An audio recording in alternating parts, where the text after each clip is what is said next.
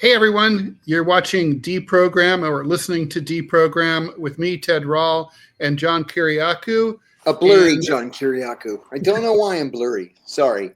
We don't know why. Yeah, maybe it's a camera thing, maybe it's an internet thing. It's not like you have enemies in the intelligence community, so it's not that. Please. Yeah. It's not that. Could never be that. Not at all. It's like how I found out that my phone was being tapped by the NYPD is the phone sucked. It was like my service was terrible. I kept calling Verizon and they kept coming around. And finally the guy told me, and he's like, yeah, you don't even rate a good tap. It's an old fashioned one. So it's draining the signal. Oh my God. It was a landline. I was just like, man, I've been meaning to pull the cord at some point. I'll go cell only, and that's what I decided to do. Oh my God, John! Just before we came on, you told me about some breaking news from news. There's some breaking news from Sacramento. Let me find it. There it is. Get this: a Republican candidate for governor, a guy by the name of Kyle Langford, has a proposal. He says this is a message to undocumented female migrants. He says, we know where you are, but if you marry one of our California incels, which stands for involuntarily celibate, then you can stay. But if you don't, then, well, you're going back across. He says, this is my initiative to encourage family formation in the state of California, fostering healthy, stable young families, which is my #1 priority. So if you're a Mexican woman and you want to stay, by God, you marry an incel and you can stay. Nice country we're running here. Pretty incredible. And this is how legit of a GOP gubernatorial candidate is this? I mean, of course, to the extent that anyone is a legit candidate running in California, where the GOP is basically dead statewide. Yeah, the GOP is dead. He's an also-ran. He's trying to break out of the pack of Republicans, none of whom have any prayer of winning. But it's this guy, Kyle Langford. It's a guy named Chad Bianco, who's the sheriff of Riverside County, a business consultant named Sharifa Hardy, a marketing guy, Brandon Jones, and Leo Zaki, the president of Zaki Farms. I mean, seriously, who ever heard of any of these people? That's crazy. Yeah, nobody has. But I mean, I have questions about this incel proposal. Okay, so aside from the fact that basically, I don't know, is it officially sanctioned rape, or is it like, I guess it's sexual coercion, right? Yeah. This seems to me to be, yes, at the very least, coercion. I don't know how anybody with a straight face could say such a thing. This just seems to be sexual violence of some sort. And I mean, and in all kidding aside, I mean, and there's lots of kidding to be done here. I have great sympathy for some incels. It's got to be absolutely a nightmare, honestly. It's got to be awful. And so, but I always, I'm like, I'm not sure, how this works. Like, for example, how do we certify? So when let's say a woman decides to take the governor-elect up on his office. Yeah. First of all, he's writing a check he can't cash because that's the deportations are federal. Federal. I think he probably doesn't know that.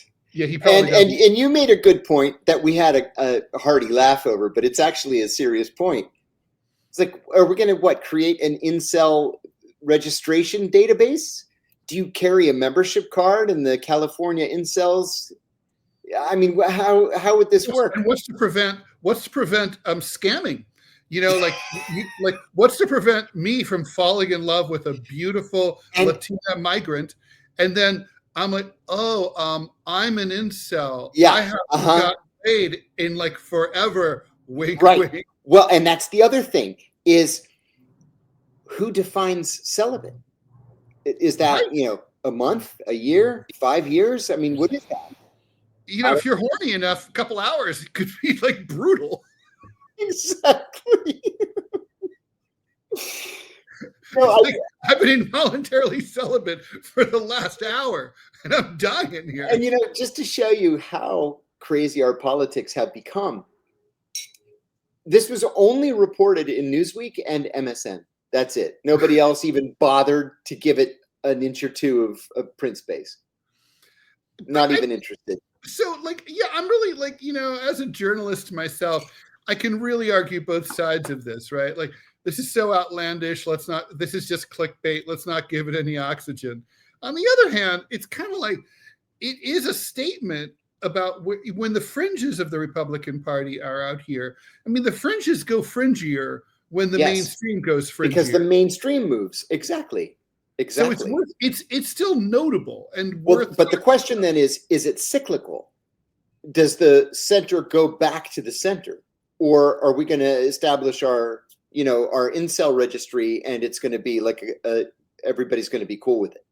Yeah, like in like a couple of weeks, we'll be looking back like, wow, remember when we were just joking about that? Now it's the law of the land. I've got a great friend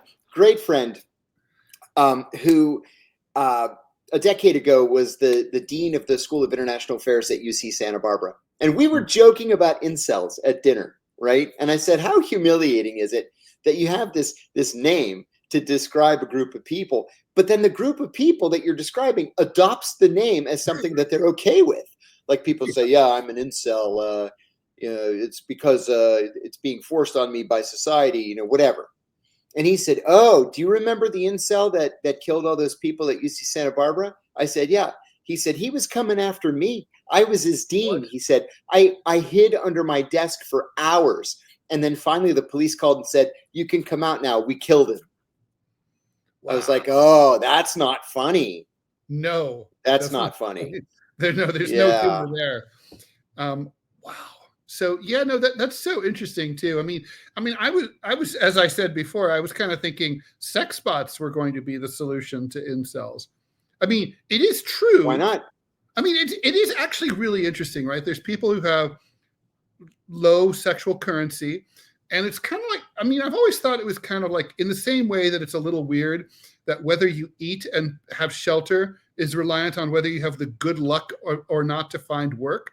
It's a little bit like, well, sex is a human need, and so it's a little bit strange that, like, obviously you can't force, I guess that's changing, but you can't force anyone to have sex with you, right?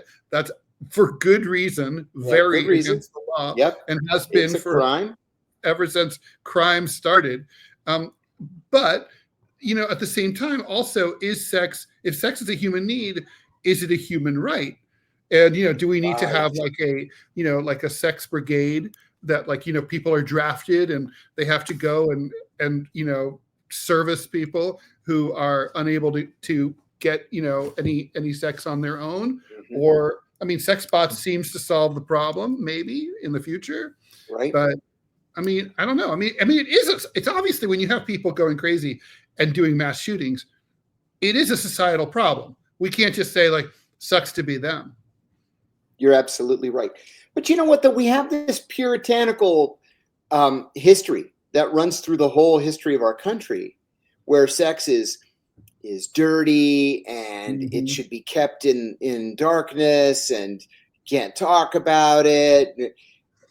How many incels are there in the Netherlands, let's say, where sex work is not criminalized? Right. If you've got 50 euros or 100 euros or 200, I have no idea. This is just what I've heard, right? I don't know. But and it's not necessarily, and by the way, having talked to I used to talk to sex workers all the time because I drove a taxi. And so, like, I often had sex workers, going home after work. And I was curious as hell about their job, about their work. And they're very serious people to a woman, right? Basically it's like they have a goal, like, save money, do this, save up as much as they can, and get out, right? And the thing is that they were most of their customers were married men or men in committed relationships who kind of just wanted a no strings attached, like completely transactional. No one's asking me how my day was. It's just boom. We're just doing this. Mm-hmm. And that's mostly what sex workers are. That's the market mostly for what they're doing. I think you're right. I've not met very many, but the ones that I've met have exactly that same plan. Now, of course, there are others who do sex work just because they're drug or alcohol dependent. They need money to spend on whatever their vice happens to be. But that's not the norm, especially in big cities. And there's also weird exceptions too, like out on the fringes. I met at a magazine shoot a couple. They were a married couple, suburbanites, kids. They were porn actors, and they just loved it. They were being paid for what they like to do, and they had sex parties on the weekends. I'm like, do you guys not get enough? Really? Yeah, that's an illness. I knew one sex worker, a guy. It was funny. He bragged that he was a successful porn actor, and then when I got to know him, the truth came out that he was not a successful porn actor. He just had a webcam on his camera, and he would charge people like $10 a month to watch him walk around his apartment naked. Did people pay? Yeah, he made a living. It was an actual living. He did it when he got out of the Navy. That's how I met him, because we were both stationed. Was he great looking? No, I mean he was a good looking guy, sure, but he wasn't like ripped or anything. He was just he was like 6'4", thin but not gross, and light skinned black guy. And I met him when I was stationed in Bahrain. He was stationed in Bahrain in the Navy, and we got to know each other at the Navy base, because I'd go there and buy groceries or get a salad or watch a movie or whatever, and he was hanging out there too. So we'd see each other and we would sit and hang out. And that's when he told me he was going into porn, and I was like, oh, I said, is that like that's a legit thing that you can, like, can you actually make it doing something like that? He says, oh yeah, I'm already famous. Well, it's like, no, you spent $50 on a webcam, when they were a novelty, remember? Sure. And he had this subscription service that he contracted with. They took, 3% or whatever it was. And then people would just have this recurring charge, this $10 charge on their credit cards. And as soon as he walked through his apartment door, he would just take off all of his clothes and walk around naked all night long. I could do that. Is that not against the military rules, though? Do they have? You'd have to consider it a part-time job, right? When I was at the agency, and this was not specifically a CIA thing; it was a government thing. That if you wanted to have a part-time job, you had to get your either your boss or your HR office's approval, Sure. And they always said yes. You're going to work at the movie theater as an usher or whatever, just to make a couple extra bucks. But something like this, I don't know. Not for me. My main reason for not doing it is I'd be so mortified if I got no subscribers. I would just be like, or you find out like your cousin subscribed, or your parents' next door neighbor subscribed. Right, that would be bad. That's just too weird. Yeah, no, that's I've always wondered about that sort of thing. Like, what happens when people find out? It's like, well, yeah. Let me add one more bizarre news of the weird thing that I read today in the New York Times. We'll get serious. I try really hard not to pay any attention to anything that Kanye West says or does. I try hard. It's a good life choice. I couldn't avoid it today. It was like a train wreck, and I couldn't tear my eyes away. So Kanye was apparently up all night on Twitter, and he is fighting with Kim Kardashian over custody of their 4 children. Oh boy. And she has applied for full custody and for a cessation of parental rights for him. And it was because he said that, while there are some Jews that he loves, he also loves Hitler. That was one thing he said several times, most recently a couple of weeks ago. During the night, he also said, she's trying to take my kids. And I think it's because I had sex with my male cousin from when he was 6 to when he was 14. And people are like, whoa, wait a minute. What did you just say? What? And then he deleted it. And people are like, yeah, once you put something on the internet, yay, you can never delete it. No, that's for sure. And so now the media are beginning to pick it up, saying, we've been saying for a long time, this guy's disturbed. Oh, which was another thing he said. He hates it when people say he has mental illness, because he does not have mental illness. He said he was diagnosed as being bipolar, and that diagnosis was incorrect. He has autism. It's like, no. I know lots of people with autism. That's not you, buddy. I'd say schizophrenia is probably closer to it, which is basically, certainly, if anyone's ever been bipolar, it's him. Yeah. And one other little tidbit. One of my closest friends is Bruce Fine. Bruce is the eminent constitutional scholar, attorney here in Washington. So a couple of years ago, he called me and he said, do you know this fella Kanye West? And I said, sure, because Bruce wouldn't know. Bruce is 76 and he awesome. He reads Shakespeare every night. He's not paying attention to Kanye. Good for him. So I said, yeah, Bruce, I know him. He said, well, he asked me to be his campaign manager for a presidential run. I said, Bruce, don't do it. Don't do it. So Bruce went to New York for a meeting. Another presidential run? Another one. Bruce went to New York for a meeting and he came back and he's like, oh, no, I'm not doing this. He said, they're all nuts. He's nuts and he's surrounded by other people who are all nuts. Yeah, because who else would want to be around him? Yeah. It's I mean, look, that is it's almost a case for, no pun intended, Minority Report, right? Like, Kanye West is a crime waiting to happen. We all know it's a bomb it's coming. Go off.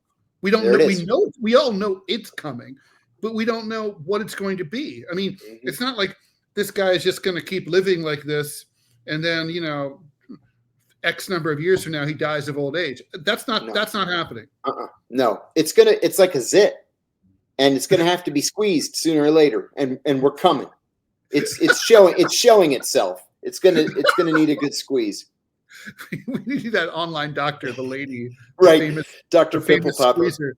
Yeah, the zit popper. Yeah, she's all over. That's a job. I would love that job, actually. Whenever I'm on the subway, if I see someone with like a big zit like on their back, I'm like, I want to get that. It's just so, but I'm weird too. If I see tags sticking out, I always want to poke them back in. Whatever. It's just something anal retentive disorder, I'm sure. One other political note that I wanted to raise before we get serious.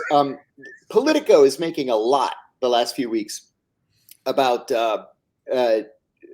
Governor, is it JB, I think, or JB Pritzker? Yes. Of Illinois. Now, of course, he's a scion of the Pritzker family, which is worth billions and billions of dollars. Many billions of dollars. Personally worth, I think, $300 million or something like that. Yeah. His share of that family wealth is quite substantial. There was talk that he would run for president if Joe Biden were to have bowed out early on. And he didn't make the run, of course, because it didn't work out the way anybody thought it would. But he's part of that triumvirate of governors, right? Like that's right. Josh Shapiro, exactly. And what's his name from Kentucky? Yeah. Andy Bashir. Mm-hmm. So Pritzker gave a speech, which in any other situation, nobody would have paid any attention to. But you get this banner headline on Politico that he gave a fiery speech, anti-Trump in every breath, and he's staking his claim to the 2028 Democratic presidential nomination. Okay. That's fine, but it's 2025 and it's early 2025. True. And unless he loses 100 pounds, he needs to think about his health on a long and rigorous campaign that is going to have him zigzagging across the country. But anyway, the reason I'm even bringing this up is because we've talked about how the Democratic Party is flailing around right now. It has an approval rating in the 20s, which is the lowest since the advent of polls 100 years ago. That's right. They have no direction. They stand for nothing. Hakeem Jeffries yesterday. Oh, I wanted to smack the guy.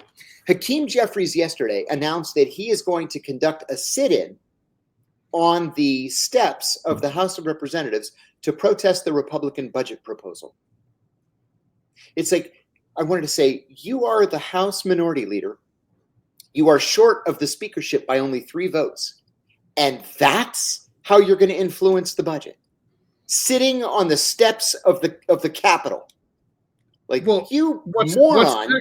Remember that protest that AOC and all those guys did like a year or 2 years ago, where they pretended to be handcuffed as they were led away? Yes. It's so the Democrats are so performative. I mean, the Pritzker speech was, I guess, notable simply because it was a Democrat saying we gotta kick ass and take names against Trump and the Republicans.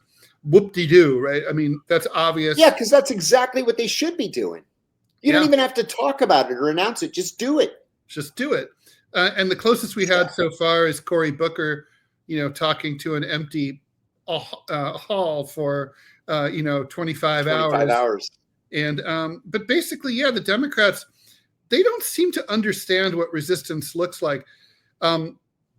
John, let me tell you what resistance looks like, and you're going to agree with me.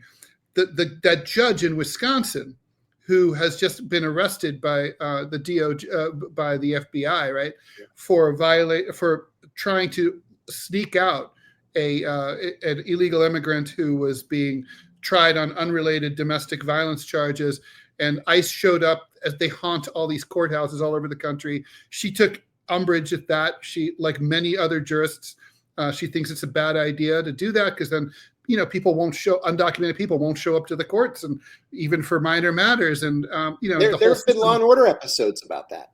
I mean, I got to say honestly, like I'm advising seriously anyone who is at all concerned about their status, don't show up, don't respond to any kind of summons like this. I mean, people forget about World War II. In the Holocaust, we always think that like the victims were mostly dragged off by the Gestapo with their doors kicked in the middle of the night. And that obviously happened. But most people got a postcard in the mail and they were told, be at the train station, Monday morning. That is exactly how the Greek Jews met their fate. They received a postcard in the mail saying, be at this square in the center of town on such and such a date.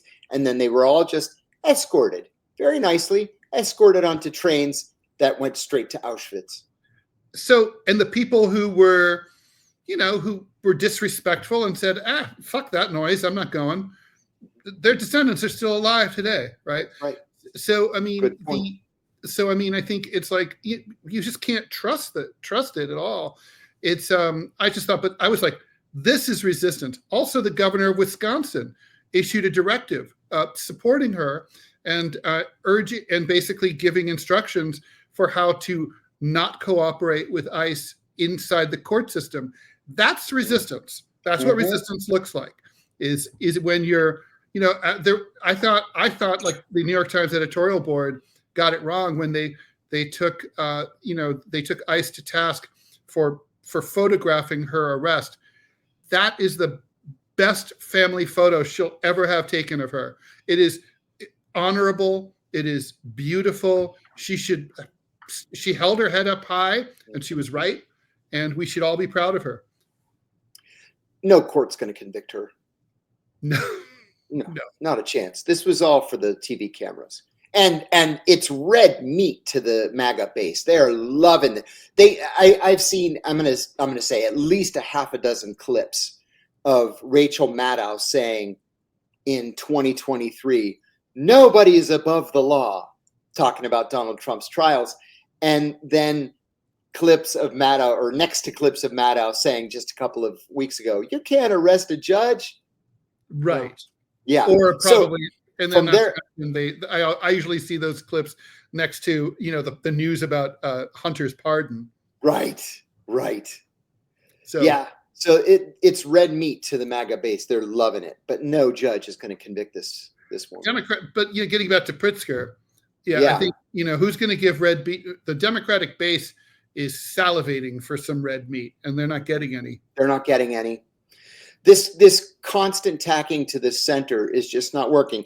Eleni Gunulakis, who's the lieutenant governor of California, announced day before yesterday that she's running for governor to replace Gavin Newsom. But Politico went on and on today about how all eyes are on Kamala Harris. No eyes. No eyes are on Kamala Harris. We had Kamala Harris. We didn't like her. Right. Nobody liked her. Even Democrats didn't like her. So nobody cares if Kamala Harris is thinking or not thinking of running for governor. She's in, I want to put this in a really clear perspective, right?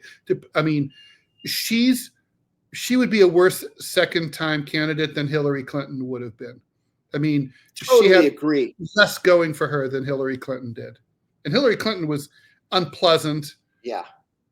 But she had more oomph. She was, and as much as I dislike Hillary Clinton, and I genuinely and deeply dislike Hillary Clinton, she was motivating to a lot of people. Not to me, but she motivated a lot of people. Kamala Harris never motivated anybody. No, literally 7 to 10 million people who voted for Joe Biden in 2020 did not turn out for her in 2024. And Joe Biden was not a very exciting candidate. No, he wasn't. So politics are starting already. And like we said on the last show, Ted, the Democrats just simply don't have a deep bench. They don't. And the Republicans do. Would the Democrats, and do you think they would recognize a rising star if they had one? Because I don't, I wonder about that. Because they've had a bad habit of not doing that. Yeah, 10 years ago, I'd say yeah. Well, 12 years ago, it was Obama. So yes. Mm-hmm. Today, no. It's like the Democrats and the Republicans have switched sides in that for the Republicans, it was always, the nomination always went to the person whose turn it was. And I've used this as an example before. Nobody in America thought that Bob Dole could beat Bill Clinton in 1996. But it was his turn. He had been the Senate minority leader. He had been the 1976 vice presidential nominee. It was his turn. He was the good soldier. Same thing with John McCain. Nobody believed John McCain could beat Barack Obama in 2008, but it was his turn. He kept his mouth shut in the 2000 primary when it was denied him by George W. Bush. We'll just give it to him. We know we're going to lose. But the Democrats now have so rigged their system. You pointed out the other day, the Republicans don't have superdelegates. The Democrats have more than 1,200 superdelegates. Right. And so they did that so that there can't be an insurgent candidate like George McGovern. It just can't happen. The party muckety-mucks have too much authority. And so if there were a young, smart, brash, up-and-coming Democrat, he'd be told to wait his turn because now the Democrats are doing it. Or is it AOC? I'm going these waves on AOC. At first, I was so excited when she first got elected because she was such the genuine outsider. And then they slapped her down and told her toe the line, and she said, "Aye, aye, Captain." And she did what Pelosi told her to do. And now she's kind of, sort of, maybe trying to establish a position on the left, but not on Palestine. No. Not at all. So I don't trust her. I think an older outsider Democrat, like say Bernie, who's not that great on Palestine, that slides by a little better than it does with someone young like AOC, because all the young Democrats are on Team Palestine here, right? Yes. This is a serious issue. This doesn't connect for them. No, and the Democratic leadership is just pretending that it's not there. They're refusing to acknowledge, for example, that the Democrats lost Michigan because they had no viable policy or program to support Palestinian human rights. Yeah, and the AIPAC thing is still mysterious to me. I mean, yeah, I know they make a lot of campaign contributions. Yeah, I know Israel. It was Truman who said famously that Israel is like having an aircraft carrier in the Middle East. But still, it's easy to imagine another world, right? Like where we don't care that much about Israel. I mean, I wouldn't cut them loose if I were U.S. president. I would say we're allies. I mean, but I'm not going to give you carte blanche to do whatever you want. No more settlements. Like, Yep. I mean, but the point is, it's easy to imagine a world in which the Democratic Party just decides, yeah, we're just going to no, we don't care what AIPAC's going to do. AIPAC's going to AIPAC, and just think of all the additional votes they're going to get by cutting them loose. Yeah. I mean, not to mention Exactly from a foreign policy standpoint, Israel's not really that important, right? I mean, it's not actually. It's not. No. What do they bring to the table? I mean, I guess the alliance with Mossad is worth having, but it's not. I mean, but think about all the other closer relationships that we're foregoing as a result. The sum total of those has got to be more. It's got to be. I told a podcaster earlier today.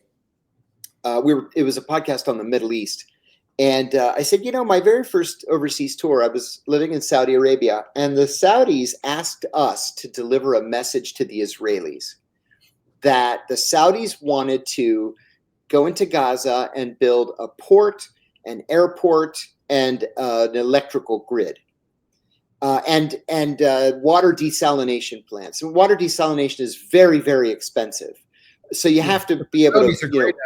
The Saudis are great at it, and the Emiratis. And so we delivered the message to the Israelis, and they said, absolutely, positively not. Not just no, but never, never. There was never any thought to economic development in Gaza. There was never any thought beyond keeping those people as slaves. And that's how it's been now for decades, generations. Right. Well, I remember I was there right at the beginning of the first Intifada. And I remember even then, like that's peak Israeli-Palestinian relations, right? Yes. Right before. Peak. And even, okay, so here's the vision that the Israelis had was, so the Palestinians will be cheap labor. They'll cross, and that was already happening. They cross the border from their cantonment, their Bantustans. They come over here. They work for us at below market wages, and then we send them back. That they were always viewed as like cheap foreign labor, basically. Absolutely. And so that was the best. And it's all been downhill since then. All downhill. All downhill. If they had economic development, they wouldn't need to cross that border to come and work for the Israelis. That's right, if they had it. And back then, but now the settlements have so expanded, not just, of course, in that area around Gaza, but all through the West Bank, that it's likely not possible to go back. It looks like Bosnia-Herzegovina. Yeah. 100 islands of Palestinians. Just chopped up. Yeah. I mean, I'm actually surprised it's not like I'm surprised there's not more resistance and more violence. It's just because the repression is so brutal. That's exactly what it is. I mean, and what about this other hot spot we have, Ukraine? I mean, there's been a lot of killing the last couple of days, and then this famous, instantly famous photograph of Trump and Zelensky meeting in the Vatican. We don't really know what was said. Nobody has said what was said, but this picture is pretty powerful. It is pretty powerful. So they're on two chairs that would be reminiscent to anyone who's watched the movie Conclave. They're in the Sistine Chapel. Yeah. Like off to the side a little bit. And it's like Trump said, you guys mind if we take this room? We're going to need it for a couple hours. That's it. And so, so what we do know is that Zelensky said that it was a productive meeting. He issued a X tweet that said that, showing proper deference to President Trump. And it seems like then afterwards, Trump issued a statement decrying Russia's latest strikes and saying I don't know if Russia's really serious about wanting peace. But while all this is still all going on, his emissary is off meeting at the Kremlin for 3 hours with President Putin. So Witkoff, right? So it looks, it's hard to say, right? This is Kremlinology, right? Like for real. And, it is. But my read is the Trump administration is going to have rapprochement with Russia, with or without peace in Ukraine. They're going to do business they're going to reopen, they're going to normalize relations, drop the sanctions, open for business, energy deal with Russia. And I think the White House views Ukraine as a side issue, a secondary issue. Like they'd like to fix it. They want the Nobel Prize that you, John, have been talking about Trump wanting. They want that, but they're not going to give up relations with the normalization with Russia to get it. No, you're exactly right. You're exactly right. And there was one funny thing that Zelensky said afterwards, that Ukraine will never accept Russian ownership and control of Crimea. It's like, well, that's not what the proposal is. The proposal is that the U.S. will recognize Russian control of Crimea. The U.S. doesn't care what this is Zelensky's way of pretending to his people that he resisted something. That was exactly what I was thinking. That the tweet from Zelensky was not meant for us to read and say, oh, the Ukrainians are going to fight. It was meant for Ukrainians to read and say, oh, that doggone Trump, he's screwing us. But at least our leaders are on the right side. And they have a very censored press there. Yeah, they do. I think this is going to happen in one way or another. I'm a member of a listserv of former RT people, and they are all convinced that sanctions are going to be lifted perhaps starting in the next 4 or 5 weeks. Now, what they base that on, I don't have the foggiest idea. I think a lot of it might be wishful thinking. And I also believe that it's Vladimir Putin and not Donald Trump who really has the cards in his hand. So we'll see. But I think Zelensky, I don't think the U.S. really is soliciting Zelensky's opinion on these issues. No. The terms have been presented to him. He's going to take them. That's right. It's not even take it or leave it. No. It's like he has to live with it. Yeah. This is it. So, I got the sense, even the body language of the two men huddled over to talk to each other, you kind of got the sense this was maybe mostly a logistics conversation. Okay, so you're going to do this, I'm going to do that. You're going to say this, I'm going to say that. Okay, wait. Oh, but if you say this, then that. Oh, okay. Like that kind of conversation.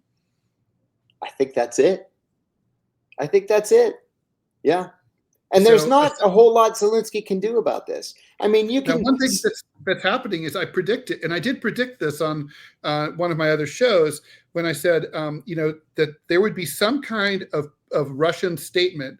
I think you and I talked about it around May 8th because it's Victory in Europe Day, victory against the Great Patriotic War against the fascists, right? Yes. And this is the Russians love symbolism. Oh, they love it. And they wanted to, and I know this is Putin's sly little way of tying, denazification in Ukraine to the victory against Nazi Germany. So 3-day unilateral Russian ceasefire goes into effect May 8th. VE Day for Americans. VE Day. It is. They announced it this morning. Unilateral ceasefire. Mm-hmm. Yep. Because they're powerful enough that they can do things like that. Sure. Yeah. I don't know what the Ukrainians will do. Zelensky's in a tough spot, right? Because the Ukrainian people, they're not stupid. They've got to know. His approval is.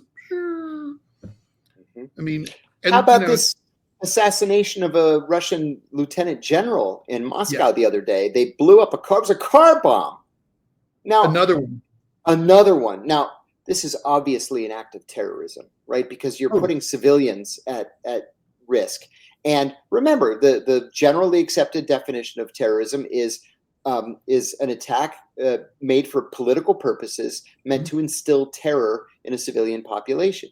Well, if the guy's coming out of his apartment building, which is a civilian apartment building, and the bomb goes off and blows him to smithereens, that's an act of terrorism. You can't do stuff like that. You can't do stuff like that. And the Ukrainians did it, and then the Americans were, at least CNN and MSNBC were like, wow, the Ukrainians, man, they're really tough. They're committing an act of terrorism.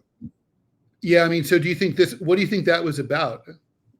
Was it revenge for the missile strike against the playground? Definitely. And they knew that the Ukrainians knew that they didn't have the wherewithal to launch a similar strike with drones on Russia, one that would be as impactful to the national psyche as the Russian attack. And so what's better than killing a top-ranking general? It's still pretty, I mean, it is not unimpressive, right? I mean, considering Russia's border security, exactly right. The counterintelligence ability. Yeah. I mean, so basically, I mean, the Russians know they've got Ukrainian agents like all over, operating freely in Moscow. Yeah, that's got to freak them out. It would sure bother me. Unnerving.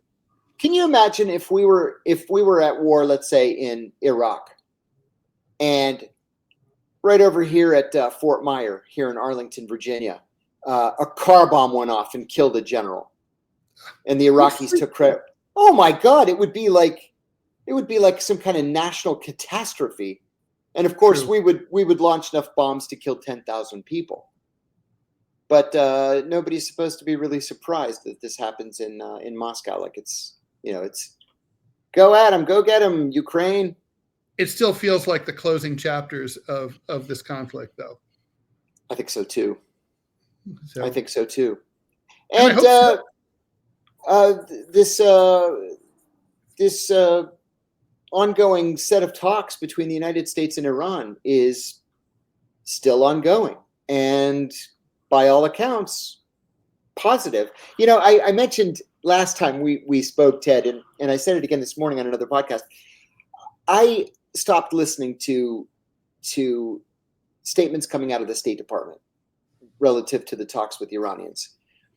I've been listening to the Iranian statements because I find them to be more truthful and more visceral. And just as background, the U.S. and Iran met indirectly in Muscat 2.5 weeks ago. The delegations were in separate conference rooms, and the Omani foreign minister was shuttling between the two conference rooms. And then they all took a picture at the end. Then the following Saturday, they met in Rome, again in two separate conference rooms with the Omani foreign minister shuttling again between the two rooms. And then they shook hands at the end, which was a major breakthrough, apparently. I said the other day that we shouldn't get our hopes up because in the Paris peace talks between the United States and North Vietnam, it took them 6 months to finally agree on the shape of the table for the negotiations. Seriously. So I was actually pleasantly surprised when technical talks began on Saturday, again in Muscat. Now, what technical talks are is you've got the negotiators, but the negotiators don't really understand the deep intricacies of the Iranian nuclear program or sanctions. So instead of having State Department negotiators doing all the talking, you have them just sort of repeating what experts from the CIA, the Department of Energy, DIA, the Department of the Treasury are saying.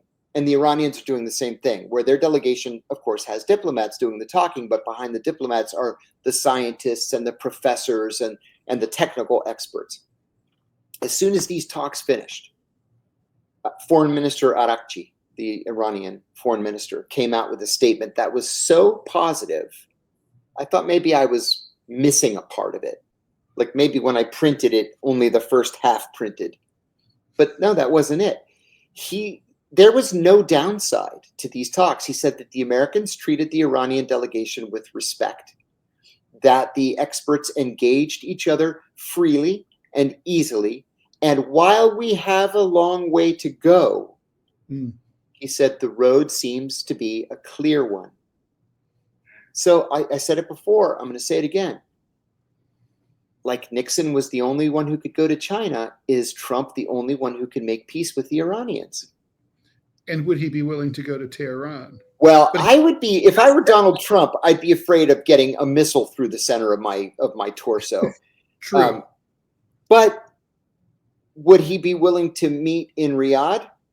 He said the other day he wants to meet Ayatollah Khamenei. That's never going to happen. But I could see Pezeshkian going to Riyadh and meeting Trump there, or going to, say again? Why would it not happen? If they can't come to an agreement to lift sanctions. Now, interestingly enough, Pezeshkian said after the second meeting that the Americans have lifted their demand that the Iranians not work on a missile delivery system. So let's say that the Iranians have a nuclear weapon, which they don't. The CIA has been utterly, absolutely clear that the Iranians do not have a nuclear weapon. They've been 6 months away from a nuke for the last 20 years. Right. So one thing that they have started developing is a missile system to actually deliver the nuke onto Tel Aviv or wherever it would be fired. They don't have such a system. But the Americans have stopped objecting to their development of a system, instead deciding to focus on the actual development of the weapon itself. Now, Marco Rubio put his foot in his mouth over the weekend. I don't know if you happen to see this, but he said that the Iranians may not, what do you call it, where they spin it with a gyroscope, uranium. A centrifuge. Yeah, they may not create their own uranium, even if it's below weapons grade. And if they did, they would be the only country in the world that did that. Absolutely not true. France, Germany, Japan, South Korea, Saudi Arabia, Israel. Yeah. Right. So, no. Pakistan. Yeah. They buy it. Yeah. So anyway, the only downside to all of this, I've been very excited about this, but the only downside was after Arakchi's statement about the Americans treated us with respect, the analysts were great at the negotiations, everything looks good.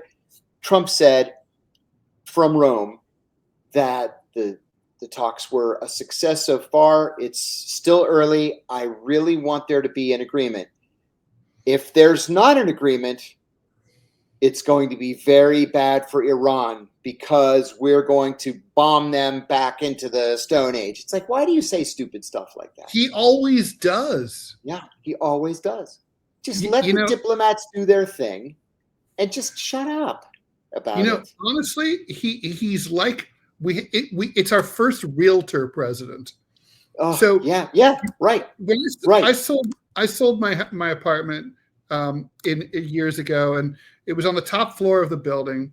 And I remember talking to my broker, and she said, "Oh, it's going to be very hard to sell your apartment because it's on the top floor." And I said, "I thought the higher floor was more desirable, and there's no one, there's no upstairs neighbor, so you don't hear anyone walking above you." She goes, "Oh, no, people, they don't want to take the elevator up. They want to just walk in."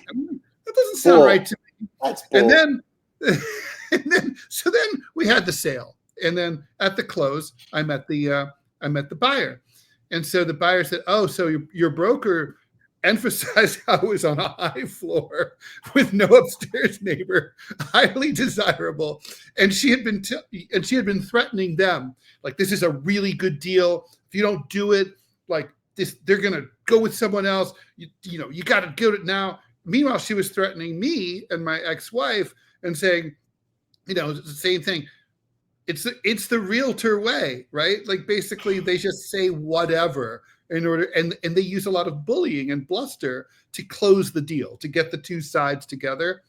I'm convinced that's what Trump does in like Russia and Ukraine. It's like yeah. it's like it's what he always does. He yells at both sides, like, "Come on, you crazy knuckleheads, get together! You know, make a deal, sign." I think you're exactly right. Yeah, I think you're. I mean, it's ridiculous. Right. You know, Ted. And there was the Iranians. It's scary. Oh yeah, because the Iranians, they're the kind of people who don't appreciate that kind of shit. I wanted to ask your opinion on something too. Over the weekend, there was a massive explosion at Bandar Abbas, the port on the Persian Gulf, the Iranian port. It's Iran's major port, and it's a port that has been identified as the near future location of a major Indian transshipment point. So the Indians are investing billions of dollars to upgrade the port, and they're going to use that as sort of a way station for Indian imports and exports. This explosion was absolutely gigantic. It was catastrophic. It killed dozens of people. It injured hundreds of people.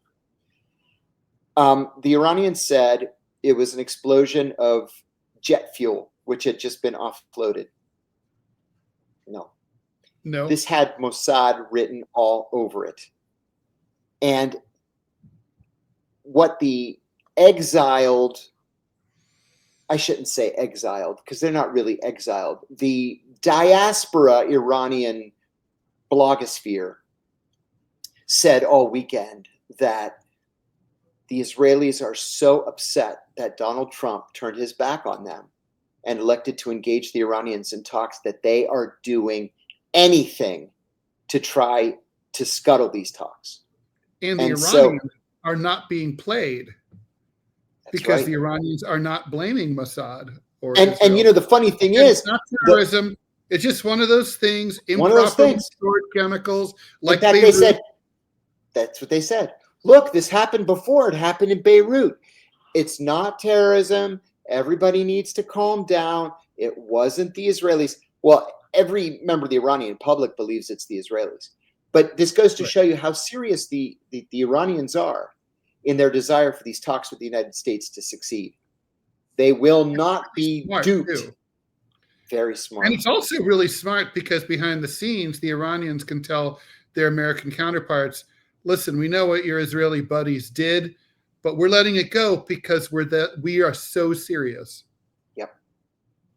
The Israelis have a remarkable network of spies and saboteurs inside Iran. It is remarkable. Whether the operation is to kill an Iranian scientist or to kill a Palestinian activist or negotiator or to blow up the biggest port in the country, they can do anything they want. How do they recruit them? Is it money? I mean, it's not ideology. It can't be. There's still listen, I'm going to preface this by saying I'm not making any judgments here. Right. Okay? This is just what Iranians have told me. And I have no idea if it's true, but there is still a sizable Iranian Jewish community that is looked upon sort of askance when it comes to some of these national security issues. I have no idea if that is where the problem happens to lie. I am told, though, that oftentimes members of that community are used as access agents to get the Israelis access to people who can and are willing to carry out these kinds of operations. You know, on a lot of time, an agent for a foreign intelligence service doesn't even realize he's been recruited. The agent doesn't even realize that he's providing information to a hostile or to a foreign intelligence service. And this may be one of those situations. We have a viewer comment, a question for you. John, what's your view on the Taliban working alongside America regarding counterterrorism against ISIS? Yeah, you see, it's one of those situations where the enemy of my enemy is my friend. On the one hand, sure, I can see it. You have to pick your enemies, and ISIS is worse than the Taliban in a lot of ways. I mean, ISIS is even killing members of the Taliban for not being fundamentalist enough.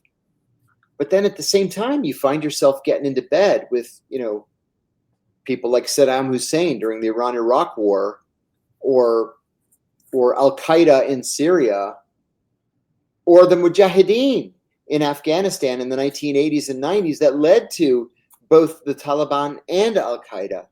So this is like working with a greased pig. It's just hard to really get your hands on. Yeah, for sure. Yeah, so well, we'll see what happens. I'm like you. I'm not as optimistic. I mean, the Iran thing is just it's a steeper hill to climb than the Russia thing. Yeah, I think Russia's definitely. Russia to me is like, I would bet everything I own on that. Like, 95% chance this is going to be fine. Because we get a lot out of it. We get a lot economically out of just having this thing go away. Yeah. And it's a good thing. Iran, I hope it happens. It's like 40 years in the making. Needs to happen. Yeah, totally. 46 years. Ridiculous. Mm-hmm. So let's talk a little bit about domestic politics. Some polling is out. Republicans, not surprisingly, are catching some shit from the voters. Democrats are still in the toilet. It's not to their benefit. They're 27%. This support is not shifting to Democrats at all. No, it's just basically like, oh, we hate all of you. That's it. Yeah. And so basically, it looks like the tariffs have landed like a wet balloon, and Elon Musk's Doge antics, people are done with. They're tired of. They can't stand it. So I don't know. And it's only 3 months into this administration. I mean, if you're Donald Trump, are you worried? I mean, is this going to imperil your run for a third term? Right. I don't think he's worried. I don't think he cares. I really don't. I think he's much more concerned about legacy issues like Russia, Iran, and getting his big tax bill passed. I don't think he really cares about the polls right now because he can bully his way through the Senate and can cajole his way through the House. And my take is that he's doing this, that he knows correctly, and I would be advising him accordingly, that basically it's now or never, like the Roy Orbison song goes, right? It's like, you can get a lot done the first year of your presidency at most. Next year's an election year, ain't nothing getting done. Yeah, so whatever he's going to do, it's now. Congress came back to Washington today, right? They've been on vacation, the Easter break. And so they are back in session today for the first time in a couple of weeks. And there is no agenda in the House of Representatives. There's no agenda because they can't figure out what to do. And the Democrats, like I said earlier, are so brainless that rather than trying to offer up amendments to this giant tax bill, are deciding to instead sit on the front steps of the House as a silent protest. I don't know. It's inexplicable. What would you do instead if you were the king of the DNC? What would you tell them to do? Offer hundreds of amendments just to slow down the whole process and throw a wrench into it, because the Democrats are normally much better at following their leaders' instructions than the Republicans are. And all you have to do is peel off 3 Republicans, 3 out of 225 to doom the bill. Because the Democrats, if Hakeem Jeffries says vote no, every single Democrat will vote no. And all you have to do is just pull 3 Republicans. That's it. Instead, they're outside, playing with themselves. Yeah, what do you think that's about? Like, why don't they just do that? They have no are they worried about being ideas accused of being obstructionist? No, or I don't think so. I think that they just simply don't have any ideas. They're in disarray. I remember in college, one of my political science professors, a guy who had worked in the Carter administration, young guy, he said, the problem for the out of power party is that it doesn't have a leader. And I remember him saying, who's the leader of the Democratic Party right now? Is it Jimmy Carter? No, because Jimmy Carter's not the president anymore. Is it, I forget who was the Speaker of the, or not Speaker of the House, the Senate Majority Leader at the time, is Democratic majority in the Senate. He's like, no, because they only have 51 seats. Someone like that. No, Tip O'Neill was the Speaker of the House. It was the same argument there. It was before Mitchell. Mm. And after the guy from Montana who became the ambassador to Japan. I can't remember anymore. I'll Google it while I'm. So Senate Majority Leader in 1990 or 82. 1982 was Robert Byrd. Oh, okay. Oh, yeah. Yeah, it was Robert Byrd. The Lion of West Virginia. How could I have forgotten that? He's buried a mile from my house. So, so he said, you've got the head of the DNC saying he's in charge. You got Robert Byrd saying he's in charge. You have Tip O'Neill saying he's in charge, and Jimmy Carter saying, hey, I should be in charge because I was the party's nominee and I was the president. Well, for the Republicans, who was in charge? Ronald Reagan was in charge. And the Democrats find themselves in that position now.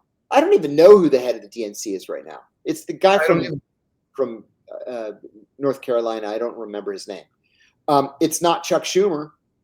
No, because he's a minority leader. It's not Hakeem Jeffries. He's a minority leader. DNC has that child. Yeah, David Hogg or David Hogg. Yeah, it's not Joe Biden. He doesn't even know that he used to be president, and it's not Kamala Harris. So it's just chaos over there. Yeah, that's a good point. Yeah, the lack of leadership thing. It's structural. Yeah, it's structural. In the meantime, they're worried about stacking the 2028 convention so that so that the party leadership can stay in charge. Scandalous. That's all they care about. They care about that a lot more than they care about winning. I don't have high hopes for them for the midterms next year, but of course it's an eternity between now and then. But yeah, I agree with you. There's absolutely no possible chance that the Democrats can control the Senate in 2 years. Right. Absolutely out of the question. Can't happen. There's a possibility that if people are really pissed off at Trump, the Democrats can flip the 3 seats they need to take control of the House. That they could do that in New York State. Or the Depression or something. Sure. But no, nothing's going to change. Trump is going to be in charge for 4 years. We just have to live with the idea. Unless the guy dies. But at 6'3", 220, he's in pretty good shape. Yeah. Wait a minute. I read the other day he's actually 6 feet, 268. So take your pick. I asked AI how long he was likely to live. What did it say? They said he could be 90. I'm like, what? It's because he has good genes. Based how he long has longevity. Yeah, he's got longevity in his family. Yeah. Mm-hmm. Yeah. Well, sorry, Democrats. So in the meantime, that means more deportations. Yeah, lots, including of American citizens, apparently. Yes. So I'm surprised at how few people seem really up in arms about this. And, this is, if there's anybody who ever doubts that slippery slope arguments are real, has to watch the deportation thing, right? So now we're coming to a 2, a 4, and a 7-year-old child, at least, all American citizens who've just been deported with their mothers back to at least Honduras was one of the countries. In at least one case, the father was here in the United States and went to a federal judge, and the federal judge it's weird. It's a mixed message. He's angry, but he's not quick. He's scheduled a hearing for May 16th to look into this. Meanwhile, I keep thinking about the kidnapping aspect. If you had divorced parents or non-divorced parents, if one parent takes their child out of the country, they have to have written permission from the other parent. I had to do this when I took my kid overseas. So that's been ever since that really famous case of the lady who married the Jordanian guy, and then he took their kid to Jordan, and it became there were made for TV movies about it, on Lifetime TV. It's my baby, the such and such story. Yeah. So everyone knows this is kid. So the father is saying, look, I don't want this kid to leave the country. And meanwhile, there's a lot of evidence that says that the wife was basically not, or the mother wasn't given any choice. I mean, this sort of brings up a whole raft of issues, right? I mean, the way this works, the entrapment, ICE says, or BCE says, come for your regularly scheduled appointment. Then bam, oh, we lied, you're under arrest. Yep. And it's like, well, that's not going to work forever. People are going to stop doing that. And then it's like, there's no time to get your affairs in order. You're in shackles. You're on your way. Oh, you're with your kid.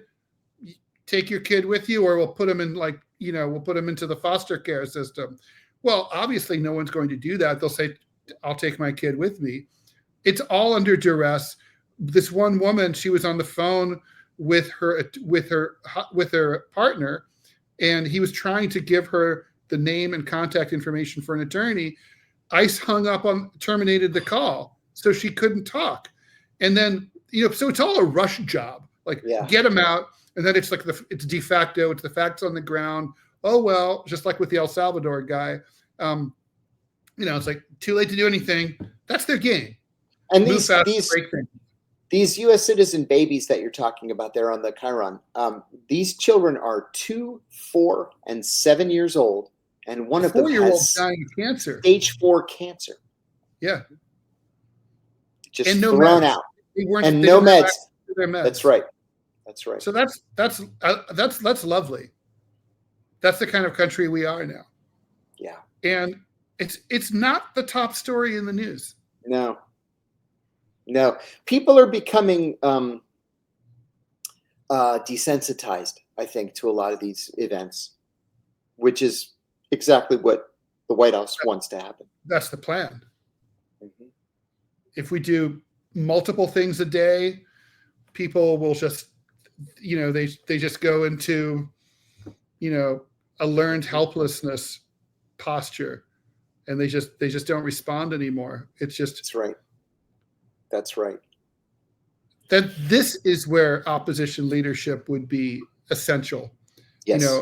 I think about James Carville and creating the war room in 1992 and saying, we will respond, unlike Dukakis in 88.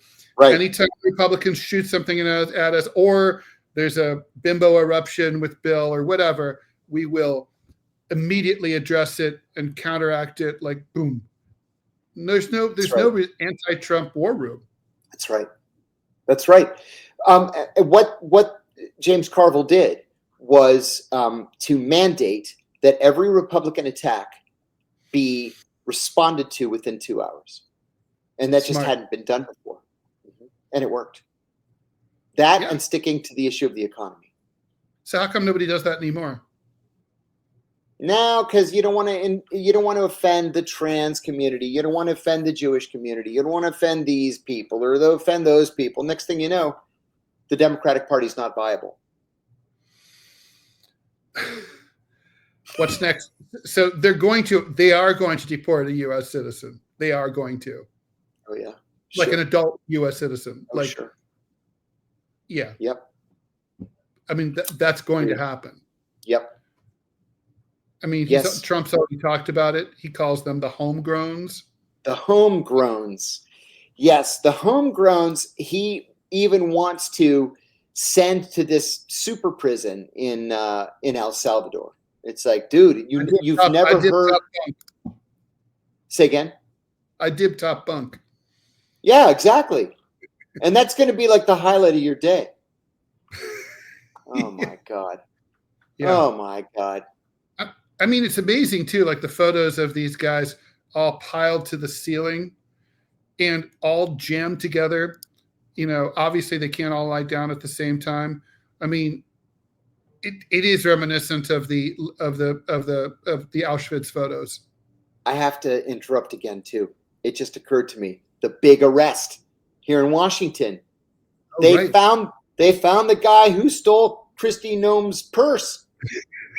Yes. And this idiot is an undocumented immigrant. And not only did they grab him over here in some flea bag motel on Georgia Avenue, which is a shithole anyway, They arrested a co-conspirator in Florida, and in a very unusual move, announced that both will be deported, but not before being prosecuted. And because the value of what was stolen is more than $2,000, she had $3,000 in cash plus the value of everything else that was in. It's a felony. It's a class 2 felony. So we're talking like real time that these guys could get. We're talking 5-10 years. I'm a little skeptical about this whole narrative. It's too convenient to me. Well, let me ask you. Yeah. If this guy is just some schlub off the street, how did he get into this 4-star restaurant and not be noticed? Reach under Kirsty Noem's chair, steal her purse, walk out, and nobody paid any attention. This is supposed to be such an amazing, like it's this high-level burger place called Capital Burger. People in suits and the whole 9 yards. And this guy just comes in off the street and steals her purse? Come on. Really? And Christy's so deep in conversation. Everyone's rapt, hanging on her every word. Nobody notices him. And then what's with the co-conspirator in another state? What co-conspirator? It's a purse snatching. It said it's not a RICO case. It's a purse snatching. These guys have been a 2-man crime wave, if you believe what the Department of Homeland Security is saying, that they've been stealing from restaurants and motels for months, and they've cracked this crime wave, and these guys are going to pay the price. It's like, I don't know. Part 5, if I heard such a sketchy. Yeah, I'm going to need some convincing. Yeah. I mean, like, maybe. It's like, of course it was an illegal immigrant. Of course. Who else would it be? Because it couldn't possibly be a white guy who would actually blend in a restaurant like this, right? Couldn't possibly be a white man who stole her purse. No, not at all. Well, apparently there's video footage. Yeah. So, and video footage is much better than it used to be. Now, that is, yeah, Kristi Noem. Like, God, what an idiot. Well, it's weird. How long? Let's handicap it. How long until the first U.S. adult citizen is deported? I think we're within the next. Yeah, we're within the next 2 or 3 weeks. Yeah, I think it's going to happen soon. And don't forget that behind all the curtains, it's Stephen Miller who's doing this. This is Stephen Miller's policy that he has quietly and quickly implemented. And he stopped giving interviews, so his name's not out there anymore. But this is Stephen Miller doing this. He's a dangerous son of a gun. Yeah, he really is. And and the press is they can't even play catch up. I mean, we're just, it's Donald Trump's world. We're just living in it. That is right. That is well, right. John, I'm deprogrammed. I'm deprogrammed. We will be back Wednesday afternoon at 1 o'clock Eastern Standard or Eastern Daylight Time. So with more deprogramming, and God knows what will happen between now and then. So do tune in. See you later. Bye, John. Bye, everyone.